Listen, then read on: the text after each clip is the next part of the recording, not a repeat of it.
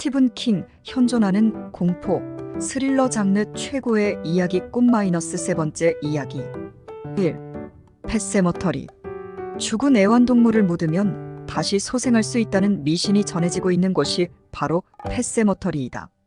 사랑하던 사람이 죽자 동물들이 주로 묻히는 이곳에 묻고 환생을 갈망한다. 이에 죽은 자가 이승으로 다시 돌아오지만 그는 마법으로 되살아난 죽은 시체인 좀비였다. 샤이닝을 관람하고 킹의 열혈 독자가 됐다고 밝힌 여류 감독 메리 램버트가 메가폰을 잡았다. 상업적인 대성공을 거둔 작품 중의 하나이다. 질문. 어떻게 그렇게 이채로운 이야기거리를 탄생시킬 수 있는가? 이 질문은 킹이 문단에서 베스트셀러 작가로 부상한 이후 수십 차례 답변을 요구받는 질문 중의 하나이다. 이에 대해 킹은 어려서부터 친숙하게 대해온 수많은 소설, 영화, 텔레비전 드라마, 라디오 연속극을 읽고 시청한 기억들이 새로운 경험으로 축적돼 작가가 된 뒤 아이디어 창고 노릇을 해주고 있다는 창작 비화를 밝히고 있다. 3. 퀵실버 하이웨이. 2부작 TV 드라마로 방영된 옴니버스 스타일의 연속극. 퀵실버 크리스토퍼 로이드라는 남자가 주변 사람들에게 자신이 알고 있는 세상의 온갖 기이한 이야기를 들려준다는 것으로 구성됐다. 크리스토퍼 로이드는 로버트 저메키스 감독의 백투 더 퓨처에서 타임머신을 발명한 괴짜 브라운 박사 역으로 대중적인 인기를 모았던 배우이다. 4. 로즈 매더. 장편 소설로 킹의 특기인 초현실적인 내용이 거의 없다는 것이 이전 작품과 비교되는 특색이다. 폭력 남편으로부터 도피해온 아내의 애처로운 사연이 기둥줄거리다.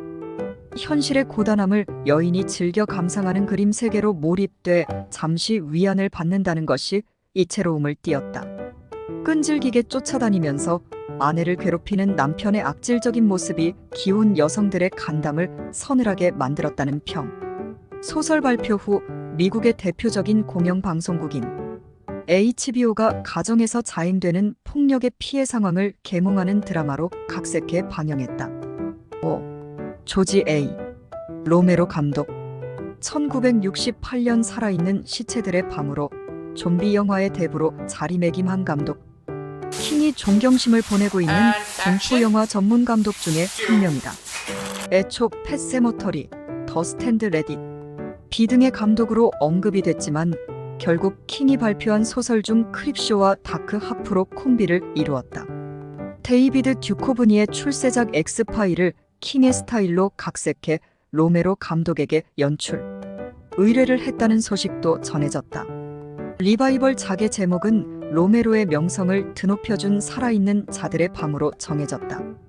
6. 로큰롤. 킹이 로큰롤의 열렬한 추종자라는 것은 음악 애호가들 사이에서는 익히 알려진 사실. 록 음악을 듣고 지필할 정도라고 하는데 이런 취미 때문에 그의 글 속에서는 주옥 같은 팝송의 글귀들이 간혹 인용되고 있다. 일례로 크리스틴에서는 각 장 서두에 브루스 스프링스틴이나 비치 보이스의 주요 히트곡 가사가 녹아있음을 엿볼 수 있다. 펫 세머트리에서는 하드록 가수 오지 오스본이 발표한 노래들이 성경 구절과 함께 라스트 장면에서 인용되고 있다. 킹 소설 속에 숨어있는 이러한 장치를 파악해보는 것도 색다른 흥미거리라는 지적도 제기되고 있다. 7. 러닝맨. 킹이 리차드 바크맨이란 필명으로 발표해서 첫 번째로 영화화된 소설. 제작자 조지 린던은 바크맨이 바로 스티븐 킹이라는 사실을 까마득하게 모르고 영화와 판권을 구입했다고 한다. 가까운 미래 사회. 국가 통제를 받아 모든 시민들은 꿈이 박탈된 채 생활을 해가고 있다. 이때 한 남자가 살아있다는 자극을 찾기 위해 TV에서 방영하는 목숨을 담보로 한 죽음의 게임에 참가해서 겪는 공포의 감정을 묘사하고 있다. 원작 소설은 72시간 만에 탈고했다고 하는 속전속결 작품이다. 8. 사이렌 롯. 킹이 캐리에 이어 발표한 공포소설을 TV 드라마로 선보였다. 태양광선에 취약하고 심장에 못이 찔리면 단번에 사라지는 등 고전적인 스타일의 흡혈귀 드라큘라를 등장시키고 있다. 9. 실버 블랙. 중편 소설 사이클 오브 더 워울프를 영화화했다. 출판사로부터 1년 12개월 동안 읽는다는 12편의 연작 단편물을 부탁받았지만 집필하다 보니 작가 스스로 이야기 내용에 몰두해 그만 장편 소설로 탈바꿈했다는 일화를 갖고 있다. 동네 목사가 혹시 늑대 인간이 아닐까 하는 생각을 갖고 있는 마을. 소년이 알코올 중독자인 숙부와 협력해서 인간의 탈을 쓴 목사를 처치한다는 내용을 담고 있다. 트윈 픽스의 에버렛 맥길이 목사 역으로, 소년 마티 역은 코리 하임, 그리고 숙부 역에는 게리 부세이가 등장한다. 감독은 다니엘 마티어스. 10. 쇼생크 탈출. 단편 리타 헤이워드와 쇼생크 구원을 극화했다. 킹의 소설에서는 이상하다 싶을 정도로 기이한 살인사건이나 공포감이 모두 배제된 작품이다. 아내를 죽였다는 억울한 누명을 쓰고 수감된 전직 은행원이 지성과 융화, 감 있는 태도로 살벌한 교도소를 끈끈한 우애의 장소로 만들어가고, 거액을 탈세한 교도소장의 돈을 빼돌려 결국 자유를 찾게 된다는 사연을 다루고 있다. 교도소 내에서 만난 흑인 죄수목원. 프리만화의 우정은 프랭크 다라본트 감독이 삽입시킨 원작에는 없는 에피소드. 원작 소설, 영화 모두 알찬 판매고와 흥행 성적을 올렸다. 11. 샤이니. 스탠리 큐브릭의 뛰어난 영상 해석 때문에 더욱 명성을 얻었다. 하지만 킹은 원작 대부분을 큐브릭이 손질을 가해 원본의 묘미가 다소 빛이 발했다는 불만족스러운 감정을 갖고 있어 1997년에 자신이 직접 대본을 쓰고 TV 미니 시리즈로 재차 발표했다.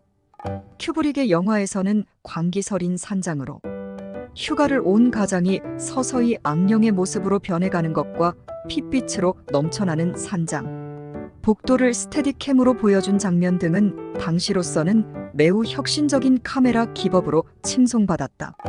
12. 썸타임즈 데이 컴백. 고등학교 교사로 재직하고 있는 한 남자가 수십 년이 지난 후 고향을 찾아온다. 어릴 때 불량배로부터 폭행을 당해 목숨을 잃은 형이 억울한 죽음을 그저 바라만 봐야 했던 죄책감에 시달리고 있었다. 그런데 죽은 불량배들의 혼령이 그의 앞에 나타나 형처럼 자신을 죽이려는 음모를 꾸민다는 것을 알게 돼 이 음모에서 벗어나기 위해 숱한 고충을 당한다.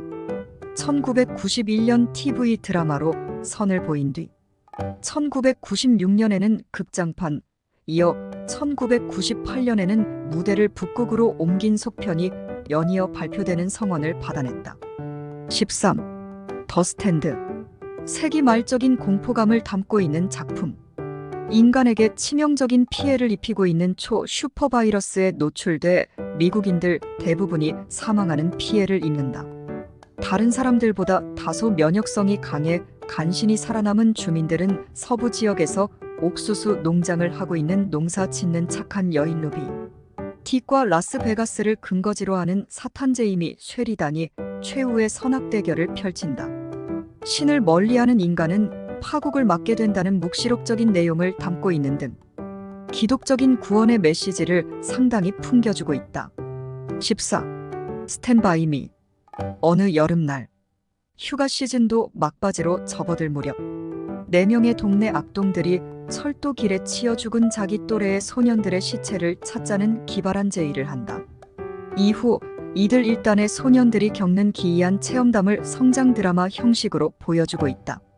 중편 소설 시체를 극화했다. 작가 자신의 자전적인 내용이 담겨 있다. 킹이 시사회장에서 감동을 받아 폭포수 같은 눈물을 흘렸고 이후부터 롬 라이너 감독과 절친한 관계를 유지하게 됐다고 한다. 15. 테일즈 프롬 더 다크 사이드. 조지 A. 로메로 감독이 운영하고 있는 독립 프로덕션 로렐 프로덕션이 케이블 텔레비전용으로 제작한 공포 시리즈. 킹의 단편집 워드 프로세서 오브 더 갓을 비롯해 할란 앨리슨의 디진, 노체이서, 슬리피지 등이 소재거리로 활용됐다. 1부에서는 작가가 되기를 꿈꾸는 고등학교 교사의 힘겨운 문단 데뷔 사연을 담았다. 2부는 금실이 좋은 공포 전문 작가 부부의 창작 일기를 보여주고 있다. 2부에서 작가 부부들이 TV 드라마를 볼 때 로메로 감독의 좀비 시리즈가 방송된다는 장면을 빈번히 삽입시켜 은밀한 PR 작전을 전개시켰다. TV 드라마가 높은 시청률을 기록하자 이에 용기를 얻어 1990년 존 해리슨 감독이 팝그룹 블론디의 리드 싱어였던 데보라 해리를 주역으로 기용해 극장용 테일즈 프롬 더 다크니스 더 무비를 공개했다. 이 소재는 스티븐 킹이 에드가 알란 포의 명작 검은 고양이를 능가하는 호응을 얻겠다는 야심을 갖고 직접 각본도 담당했다. 공포 전문 영화제의 명성을 얻고 있는 아보리츠 국제 환타스틱 영화제에서 대상을 수상했다. 16. 탈리스맨, 고스트 스토리 등을 발표해 공포 전문 소설가로 대접을 받고 있는 피터 스트라우브와 킹이 공동 지필로 발표한 환타지 소설을 극화했다. 비극 영화계에서 한몫을 했던 여성이 암으로 시한부 인생을 살게 된다. 이를 안타깝게 여긴 그녀의 아들이 마지막 효도라는 각오로 모친과 함께 세계 각국의 오지 여행을 나서면서 겪게 되는 다양한 체험과 해프닝을 담고 있다. 스필버그가 설립한 드림웍스가 4시간짜리 대하 미니 시리즈로 제작했다. 17. 야위어 가는 남자, 바크맨이라는 필명으로 발표한 중편 소설. 메인주에서 변호사로 일하고 있는 한 법조인이 아내 몰래 비바람이 몰아치는 어느 날 우연히 만난 집시 여인과 외도를 한다. 이후 집시 여자의 아버지로부터 저주를 받은 그는 식사를 하면 할수록 살이 야위어가는 주술에 걸리게 된다. 로버트 버크가 갈비씨 남자로 변해가는 처량한 남자 역을 맡았고 약국을 운영하는 중년의 약사로 킹이 얼굴을 내밀고 있다. 감독은 LA에서 보스턴까지 가는 비행기 탑승객 10여 명이 겪는 기이한 체험. 극을 묘사한 랭골리어스를 발표회 갈채를 받았던 탐 홀랜드가 맡았다.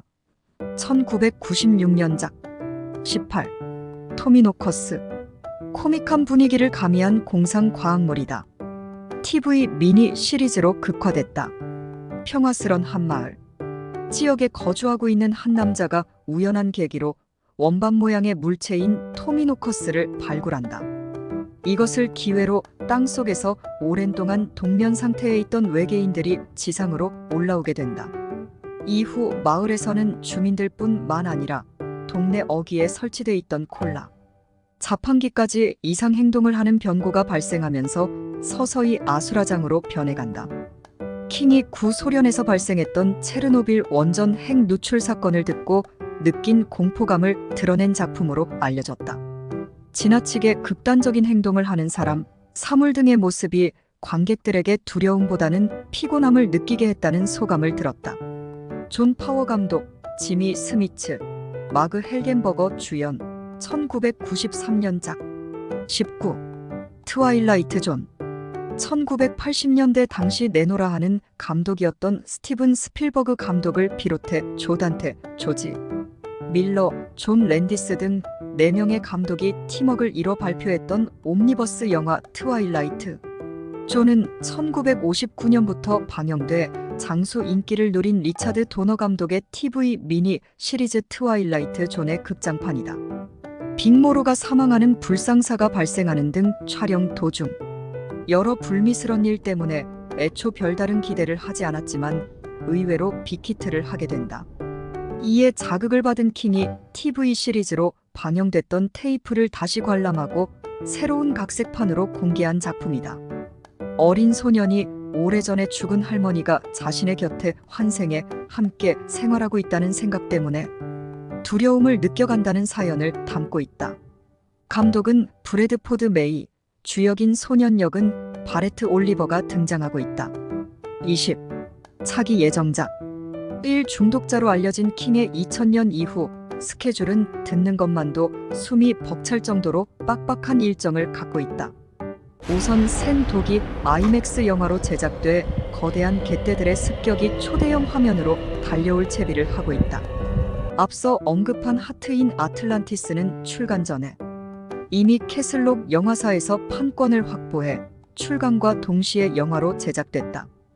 영화 시나리오는 미저리의 윌리엄 골드맨이 집필했다. 21. 아내. 쓰레기통에 버려진 캐리의 원고를 아내가 죽지 않았다면 오늘날의 킹은 없었을지도 모른다는 여담이 나올 정도로 킹의 아내 타비사는 평생 반려자인 동시에 격려자, 날카로운 독자의 입장에서 그의 끊임없는 작업을 측면 지원해주고 있는 존재이다. 타비사는 남편 킹만큼의 폭발적인 성원은 받지 못했지. 만호러 서스펜스물인 스몰 월드 등을 출간한 작가이다. 타비사의 결혼 전 이름은 타비사 제인 브루스. 킹과 같이 지독한 고학생으로 힘겨운 학창 시절을 보낸 그녀는 1968년 학교 도서관 아르바이트를 하다가 킹과 만나 1971년 결혼했다. 가난한 이들 커플은 신혼 초기에는 주유소, 식당, 세탁소 등에서 닥치는 대로 일하면서 주금 $60로 생활해야 했던 힘겨운 시절을 딛고 이제는 미국 출판가에서 최고의 갑부 대접을 받으면서 안락한 생활을 즐기고 있다. 22. 브람 스토커 상.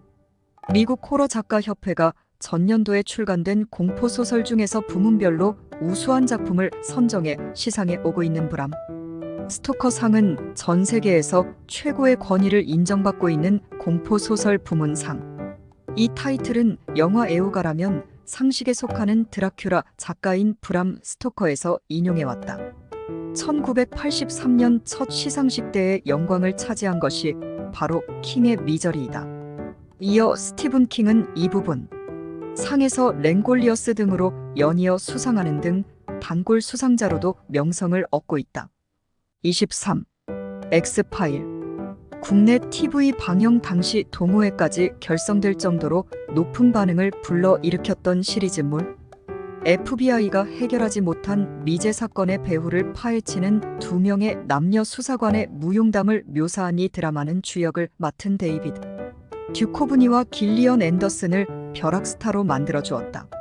시리즈 5부작 인형의 각본은 바로 스티븐 킹의 작품이다. 극중 FBI여 수사관 스컬리가 휴가를 가는 곳으로 설정된 곳이 바로 메인주이다.